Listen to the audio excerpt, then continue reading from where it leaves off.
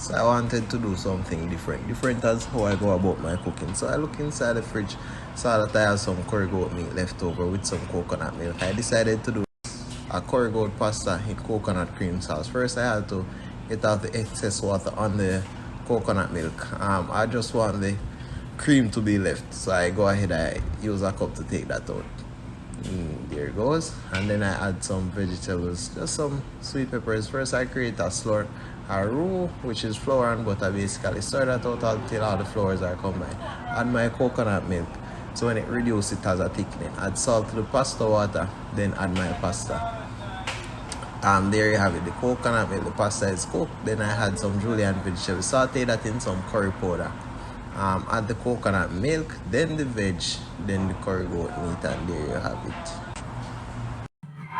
Please like, comment, subscribe to this channel. That's yet to come.